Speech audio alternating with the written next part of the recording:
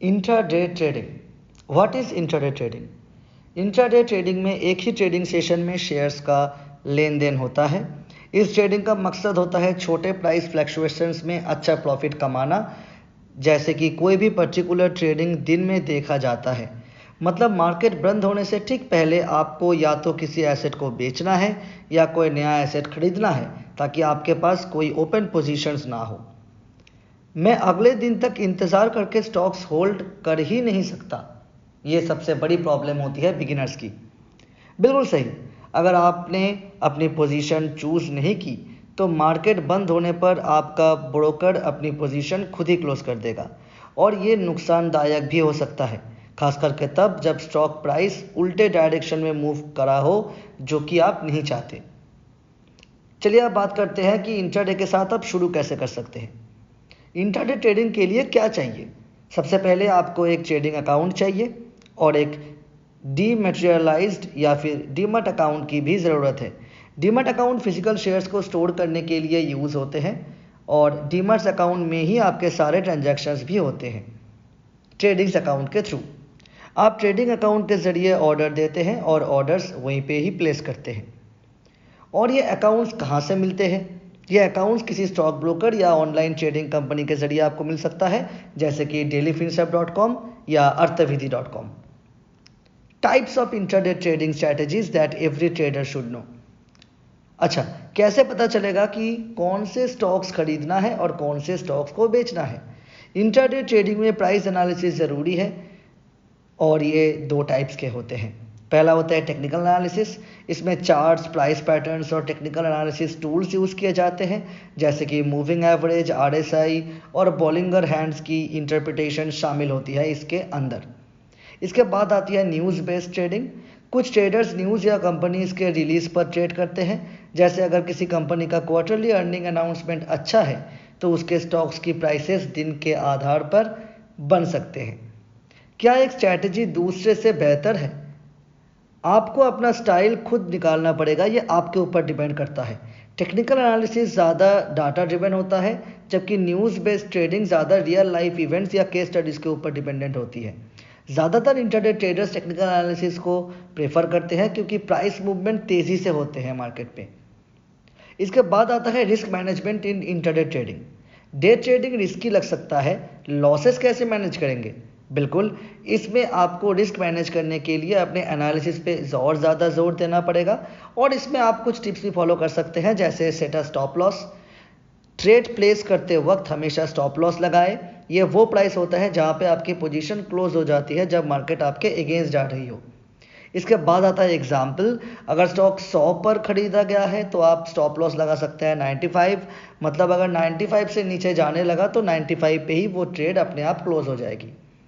Target profit. Stop loss की तरह एक टेक प्रॉफिट लेवल का भी बहुत इंपॉर्टेंस है। आपको अपने टारगेट प्रोफाइल को हमेशा मेंटेन रखना पड़ेगा टारगेट प्रॉफिट के साथ। Don't over leverage. ब्रोकर द्वारा दिए गए मार्जिन क्रेडिट होता है, जैसे ज़्यादा क्वांटिटी में ट्रेड किए जा सकता है, लेकिन ये डेंजरस भी है। अगर ट्रेड गलत जाए तो लॉसेस भी एस्केलेट हो सकते हैं।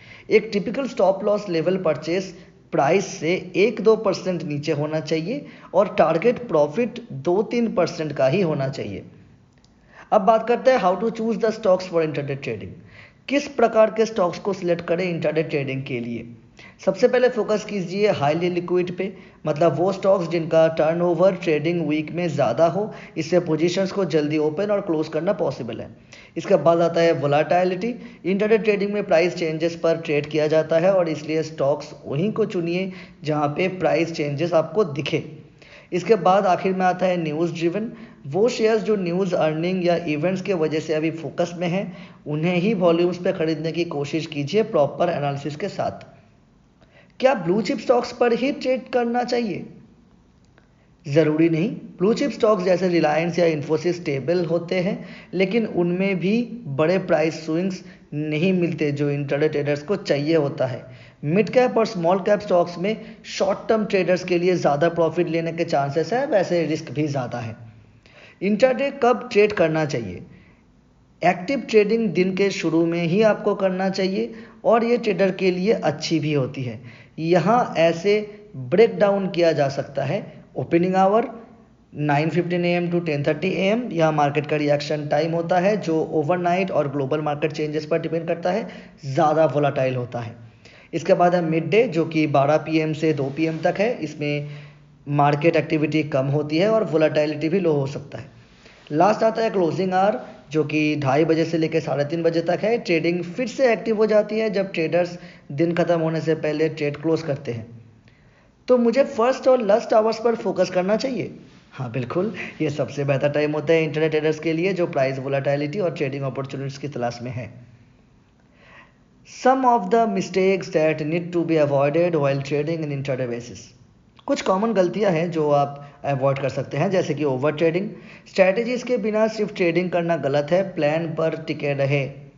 चेजिंग लॉसेस, किसी लॉस को रन ओवर करने के लिए दूसरा ट्रेड लेना बहुत गलत डिसीजन है। इससे आपका लॉस बस मल्टीपल होता जाएगा। इग्नोरिंग रिस्क मैनेजमेंट, हमेशा स्टॉप लॉस लगाइए और अपने रिस्क को परफेक्टली मैनेज करें, वरना आपको बहुत भारी नुकसान हो सकता है। आखिर में आता है ट्रेडिंग ऑन इमोशंस। ग्रीड और फियर के आधार पर डिसीजंस बिल्कुल मत ले। हमेशा अपने प्लान, स्ट्रैटेजी और एनालिसिस रिपोर्ट्स के तरफ झुके रहे। कुछ टूल्स के बारे में बात कर लेते हैं, जैसे कि चार्टिंग सॉफ्टवेयर्स है, अर्थविधि या अपने कोई भी ब्रोकर या सॉफ्टवेयर को यूज़ कीजिए। इसके बाद आता है स्टॉक स्कैनर्स। यह आपको दिन के आधार और दिन के अंदर पे ज़्यादा मूवमेंट दिखाने वाले स्टॉक्स को आइडेंटिफाई करने में मदद कर सकती है। आखिरी आता है न्यूज़ अलर्ट्स। मार्केट में जो भी प्राइसेस के और स्टॉक्स के मूवमेंट हो रहे हैं उन्हें नज़र रखने के लिए आप न्यूज़ अलर्ट ज़रूर सेट करें अपने मोबाइल में। आखिर में प्रैक्टिस विद वर्चुअल ट्रेडिंग। इसमें आप बिना मनी इन्वेस्ट किए प्रैक्टिस कर सकते हैं। हाँ, ज़्यादातर प्लेटफॉर्म्स पर वर्चुअल ट्रेडिंग अवेलेबल है। यह ट्रेडिंग चार्ट्स और स्ट्रैटेजीज को बिना रिस्क के अंदर रखे आप इस्तेमाल कर सकते हैं और अच्छा खासा एक्सपीरियंस ला सकते हैं। क्या कोई और एडवाइस या कोई भी बिगिनर लेवल क्वेरी है आपको, तो कोई बात नहीं, आप हमसे कॉन्टेक्ट कर सकते हैं। छोटे अमाउंट से ज़रूर स्टार्ट करें, अपने लॉस को घटाएं और प्रॉफिट को ज़्यादा रखें। हमेशा स्टॉप लॉस के अंदर काम करें। ज़्यादा सिक्योरिटीज़ में इन्वेस्ट करने के बजाय कम में इन्वेस्ट करें। हमेशा सीखते रहें और इंट्राडे ट्रेडिंग हेक्टिक भी है, इसलिए स्ट्रैटेजीज को अपग्रेड करना बिल्कुल मत भूलिए। कोई भी आपको सवाल हो बाकी और, तो हमारे साथ कांटेक्ट करें। अर्थविधि के चैनल्स आपके कोई भी अर्जेंट क्वायरीज के लिए भी खुली हुई हैं। हमारे फ़ोन नंबर्स पे आप कॉल कर सकते हैं।